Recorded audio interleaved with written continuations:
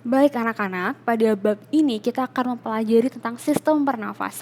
Apa saja yang akan kita pelajari, Bu? Nah, sistem pernapasan ini akan meliputi yang pertama, mempelajari tentang organ-organ pernapasan. Nah, ketika kita belajar tentang organ, maka otomatis kita juga mempelajari tentang fungsinya. Setelah itu akan ada mekanisme pernapasan. Bagaimana sih sebetulnya cara kita bernafas, proses apa yang terjadi ketika bernafas, dan terakhir, udara-udara yang terlibat dalam sistem pernapasan. Kali ini kita pelajari dulu tentang organ-organ pernapasan dan fungsinya ya. Nah, secara umum kita mesti ingat kembali kalau di SD sudah pernah belajar apa sih sebetulnya bernafas, Bu? Oh, bernafas itu tuh masuknya udara, keluarnya udara. Nah, kalau di SMP harus lebih dipertajam lagi. Jadi bernafas adalah proses pemasukan gas oksigen dari luar tubuh atau dari lingkungan dan proses pengeluaran atau penghembusan gas karbon dioksida dari dalam tubuh. Nah, dalam tubuh tadi diatur pada sistem pernafasan. Pada sistem pernapasan ini berfungsi untuk apa, Bu? Kalau di bahasa Inggris itu nanti namanya respiratory system ya. Otomatis pertama untuk memfasilitasi masuknya gas oksigen dan pengeluaran gas karbon dioksida yang kalau dalam tubuh gunanya untuk apa? Nanti akan ada ketika SMA pernapasan sel di dalamnya. Nah, kalau pada pernapasan ini istilahnya dikenal dengan pernapasan eksternal juga nih. Bernafas ini dikenal dengan pernapasan eksternal. Kenapa eksternal, Bu? Karena berlangsungnya berada di luar sel. Nah, ya, jadi istilah lainnya juga dikenal dengan istilah pertukaran gas. Oke. Nah, dalam menjalankan fungsinya nanti akan ada organ-organ pernapasan. Apa saja yang meliputi, Bu? Pertama dari hidung, kemudian ke faring, laring, trakea. Oke, hidung, faring, trakea, bronkus, bronkiolus, dan alveolus. Nah, dari organ-organ ini dibagi menjadi dua jenis, yakni organ yang termasuk pada sistem pernapasan bagian atas. Ini adalah dari hidung ke laring. Ini organ sistem pernapasan bagian atas atau upper respiratory tract. Nah, trakea sampai alveolus, alveolusnya ketutupan. Nih, trakea hingga alveolus ini masuk ke dalam organ sistem pernapasan bagian bawah atau lower respiratory tract. Oke, kita breakdown satu persatu. Yang pertama kita pelajari adalah hidung. Seperti yang kita tahu, hidung itu memiliki lubang hidung ya. Kalau di sini di bagian sini nih. Nah, masuk ke bagian hidung, fungsinya dulu. Untuk hidung apa ya? Nah, di sini bisa dibaca nih sebagai indera, tempat masuk keluarnya organ hingga melembabkan udara. Kenapa kok bisa melembabkan udara, Bu? Karena di bagian hidung ketika masuk ini adalah bagian nasal cavity atau rongga hidung. Di bagian rongga hidung nanti ada selaput lendir atau mukosa. Nah, mukus. Selaput lendir ini akan mengeluarkan enzim yang namanya enzim lisozim. Nah, selain berguna untuk melembabkan udara, karena udara yang masuk itu tuh kadang tuh kering. Nah, kalau sekarang musim dingin tuh kan hidung rasa sakit ya kalau pagi-pagi. Kenapa? Karena fungsinya itu harus melembabkan udara, ketika yang masuk harus disesuaikan dengan suhu tubuh. Selain itu juga udara yang masuk harus juga disaring. Siapa yang menyaring? Ada bagian rambut hidung di sini, kotoran-kotoran yang ukurannya besar. Nah, kalau nanti udah masuk ke bagian mukosa, selain tadi melembabkan juga berfungsi untuk membunuh kuman, bakteri gitu ya. Ini jadi sebagai pembantu sistem imun tubuh bagian awal banget nih gitu. Selain daripada itu, hidung juga punya ujung-ujung syaraf untuk pembau, reseptor pembau ya. Ingat-ingat ada enzim lisozim, ada selaput lendir. Selanjutnya ada masuk bagian 2, setelah dari hidung masuk ke rongga hidung, nanti di belakang rongga hidung ada bagian yang bertemu dengan bagian mulut. Pernah gak sih ketika makan, setelah itu sambil ngomong, setelah itu tersedak, makan mie-nya keluar lewat hidung. Nah, disinilah karena ada satu daerah yang menjadi tempat muara bertemunya rongga hidung tadi dengan rongga mulut. Nah, bagian-bagian inilah adalah bagian faring. Ini saluran rongga yang berada di belakang rongga hidung dan rongga mulut. Nah, kalau di daerah sini ini digambarkan menjadi 3 daerah. 1, 2, dan 3. 1 ini adalah bagian nasofaring. Naso itu hidung, nasal. Jadi faring yang masuk di bagian hidung atau berdekatan dengan rongga hidung gitu. Nah, setelah itu ada orofaring. Orofaring itu yang berdekatan dengan oral atau rongga mulut. Dan laring ofaring. Nah, karena di bagian bawah nanti ini adalah bagian laring anak-anak. Nah, jadi di bagian ini adalah faring yang dekat dengan laring.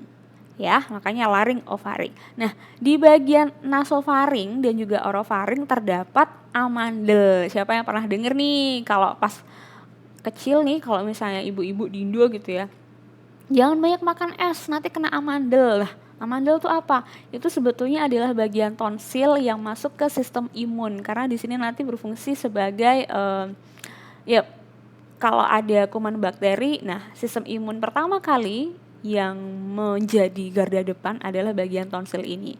Ketika amandelnya membengkak, nah berarti ada peradangan di sana. Lalu laring ofaring tadi perbatasan ya, di bagian ini nanti ketika makan ini akan berhubungan dengan kemarin kita udah belajar sistem pencernaan dan sistem pernafasan. Nah, dari dua daerah ini kok bisa ketika makan makanan kita nggak masuk ke paru-paru, atau ketika kita bernafas apakah udara kita akan masuk ke bagian perut? Ya sebagian ya, makanya keluar sebagai bentuk gas gitu. Nah, cuman di bagian ini ketika makan tidak akan masuk ke respiratory tract atau saluran pernafasan karena ada bagian glotis. Kemarin udah belajar sih harusnya di sistem pencernaan. Nah, nanti akan dipelajari lagi lebih mendetail hubungannya dengan sistem pernafasan. Nah, tadi kalau udah setelah dari faring kesebut orofaring itu akan berbatasan dengan laring. Yes, di bagian laring ini anak-anak adalah bagian yang menonjol sebetulnya. Kalau laki-laki ini menjadi satu bagian menandakan bahwa dia sudah mengalami puber. Nah, apa tuh kira-kira? Yes, jakun, ya kan ya. Nah, jadi jakun baik perempuan dan laki-laki itu sebetulnya apa sih, Bu? Itu adalah bagian tempat bertempatnya pita suara. Nah, atau vocal fold, bukan cord ya. Nah, kok bisa, Bu, ketika kita ngomong ada kalau kalian pegang nanti bagian batang tenggoroknya kalian itu ada getaran-getaran gitu, Bu. Nah, disitulah terdapat pita suara, ya. Tadi sepertinya sudah ada sedikit penjelasan tentang laring ofaring. Nah, ini secara umum bagaimana struktur itu nampak dalam 3 dimensi. Tadi bagian rongga hidung, setelah itu faring di sini. Faring terbagi menjadi 3 jenis tadi ya. Oh iya, udara masuknya ada 2 jenis nanti, yang lewat mulut sama lewat hidung. Makanya kalau kita pilek masuknya lewat mulut gitu kan kalau nggak bisa nafas. Nah, ini dia yang menjadi 3 daerah tadi, rongga hidung, rongga mulut, dan daerah faring. Di mana letak bedanya nih, Bu? Di bagian yang mendekati adalah nasofaring, mendekat dengan nasal, rongga hidung, orofaring, dan di sini laring, ofaring. Memang bagian laringnya di sebelah mana? Nah, ini nih, ini menunjukkan bagian laring, gitu. Di bagian laring tadi terdapat apa? Yes, terdapat jakun atau pita suara. Oke, itu adalah organ pernapasan bagian atas. Nah, secara umum gambarannya seperti apa, Bu? Kalau dilanjutkan ke sistem pernapasan bagian bawah. Nah, ini yang masuk ke lower respiratory tract atau organ pernapasan bagian bawah. Apa saja nanti ya, Bu? Nah, udara yang ada pada rongga hidung, nanti ada selaput-selaput yang meliputi tadi. Nah, inilah bagian tonsil tadi anak-anak ya, atau amandel. Jadi ada di bagian dekat dengan dekat dengan daerah faring, di belakangnya rongga mulut. Ini nih amandel nih kalau membengkak di bagian sini. Nah, ini adalah mekanisme ketika kita makan kok bisa nggak masuk? Nah, di bagian depan ini adalah sistem pernafasan anak-anak ya. Jadi kalau pas nanti ada diagram kayak gini nih, di bagian sebelah sini ini adalah bagian sistem pernafasan, sementara yang pencernaan ada di bagian belakang. Ketika makan, nah ini glotisnya menutupi sistem pernapasan supaya makanan tidak masuk ke sini. Kecuali nih kalau pas lagi makan, ngomong terus kesedak. Nah, hati-hati, kesedak itu sebetulnya adalah langkah dari tubuh untuk mencegah supaya makanan itu tidak masuk ke sistem pernapasan. Nah, bahaya dong ya ketika makanan masuk ke paru-paru gitu kan. Lawang COVID yang sekecil itu aja bahaya, apalagi yang segede makanan gitu kan.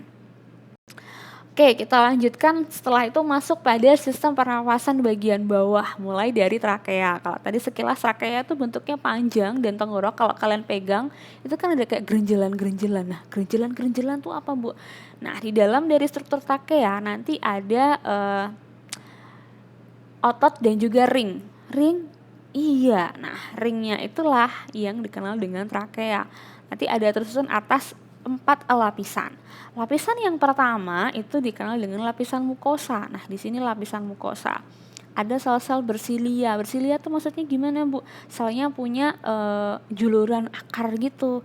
Kok bisa, Bu? Nah, salah satunya kalau tadi ada kotoran yang masuk kemudian disaring lewat bulu-bulu halus atau rambut halus yang ada di bagian rongga hidung. Nah, ketika ada sebagian yang lolos, nah nanti bisa ditangkap di bagian sini oleh epitel bersilia yang ada bagian trakea.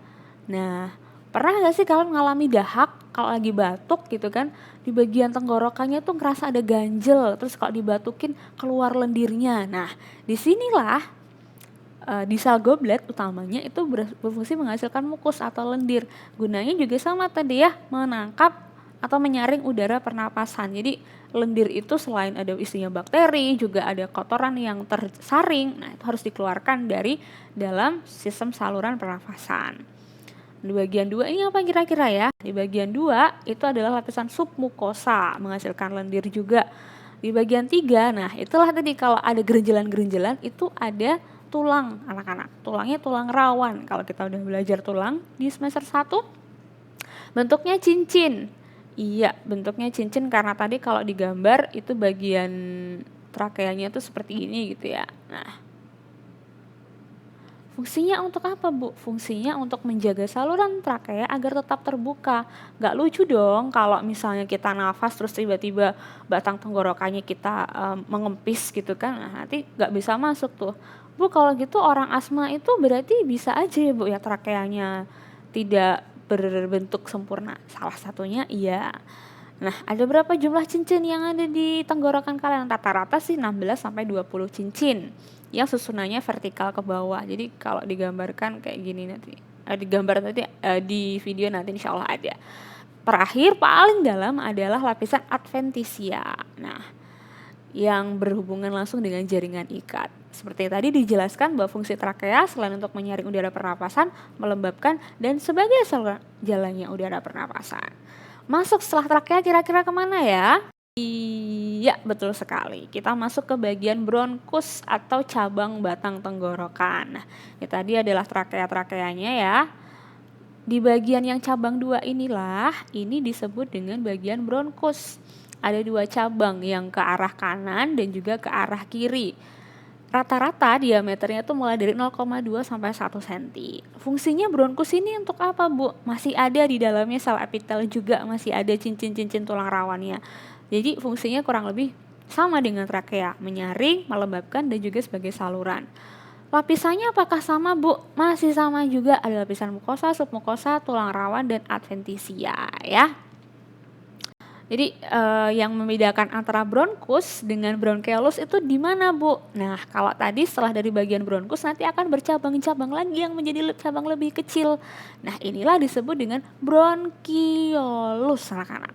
Ini bronkiolus itu percabangannya. Jadi kalau akar nih, akar utamanya ini kemudian serabut-serabut akar gitu ya. Nah, bedanya ada di silianya. Kalau di bagian bronkus masih ada silia, tapi di bagian bronkiolus sudah tidak ada. Di bagian tulang rawanya, di bronkiolus juga sudah tidak ada, sel gobletnya termasuk juga tidak ada lagi. Oke? Nah, nanti di bagian dari bronkiolus akan berujung lagi. Ujungnya di mana, Bu? Nah, ini dia. Ujungnya ada pada alveolus. Jadi kalau ada pertanyaan di mana tempat bertukarnya gas oksigen dan karbon dioksida, ada di paru-paru, Bu. Nah, itu jawabannya kalau di SD masih boleh, tapi kalau di SMA udah beda ya. Jadi tempat pertukaran gas ada di bagian alveolus. Nah, bentuknya nanti kayak buah anggur. Seperti apa sih gambarannya, Bu, kalau dalam sistem pernapasan? Nanti ada videonya ya. Terakhir, nah ini masuk di bagian yang lebih besarnya, di bagian dalam tadi kan alveolus nih. Nah, alveolus tadi berada di paru-paru. Paru-paru kalau di tubuh ada berapa? Ada 2 di bagian kanan dan kiri. Nanti di bagian sebelah kanan itu ada 3 lobus anak-anak ya. Di bagian kiri cuma 2 lobus. Nah, paru-paru ini dilindungi oleh sebuah selaput yang melindungi juga. Ini kan paru-paru kalau kita berada di rongga dada itu dilindungi oleh tulang-tulang rawan kan, supaya ketika bernafas paru-paru mengembang tidak ada gesekan. Nah, dilindungi oleh lapisannya namanya pleura. Ada dua lapisan, yakni pleura visceral dan parietal. Yang langsung menempel di paru-paru itu lapisan visceral, sementara yang bersinggungan dengan tulang rawan adalah parietal. Oke, tanpa panjang lebar, yuk kita lihat deh ketika bernafas bagaimana ya mekanismenya. Nah, tadi ini paru-paru kita dilindungi oleh bagian tulang dada. Tulang dada ada tulang-tulang rusuk nanti supaya tidak bergesekan, ada pleuranya. Oke, nah di bagian bawah yang membatasi dengan paru-paru dengan bagian rongga, ini adalah rongga di bagian untuk pencernaan ya, ada usus, kemudian ada lambung juga, itu namanya bagian diafragma anak-anak. Nah, ini diafragma membatas antara paru-paru dengan sistem pencernaan. Mari kita amati mulai dari, nah ini tadi paru-parunya diseliputi oleh lapisan pleura. Kemudian yang bagian kanan ada 3 lobus, 1, 2, 3. Kemudian di bagian kiri ada 2 lobus. Oke, setelah itu akan dari paru-paru dulu, nanti akan naik ke atas. Nah, ini bronkusnya, cabangan 2, ini adalah tulang-tulang cincin tulang rawannya tadi, trakeanya. Nah, ini ketika kita bernafas akan masuk ke lubang hidung atau juga rongga mulut, saat itu masuk ke faring. Bu, laringnya nggak kelihatan? Iya, udah ditutupin tadi. Laring terus masuk ke paru-paru. Nah, di paru-paru inilah dari bronkus tadi kan berujung di bagian mana? Ya, bronkiolus, bukan berujung sih, bercabang ke bagian bronkiolus dan nanti di ujung. Nah, ini bentuknya kayak buah anggur tadi. Lalu bagian alveolus ya. Oke, ini bagian alveolusnya. Nah, bagaimana proses pertukaran gas oksida dan karbon dioksidanya? Nanti akan kita pelajari setelah ini pada bagian mekanisme pernafasan. Nah, tugasnya untuk yang di bagian ini apa, Bu? Di bagian ini masih sama penugasannya seperti sistem-sistem dalam tubuh yang lain. Nanti harus membuat podcast tentang gangguan dan penyakit. Pada mana kira-kira? Yes, pada sistem pernafasan. Masih sama rules dan juga aturannya. Deadline-nya dicek di Google Classroom ya.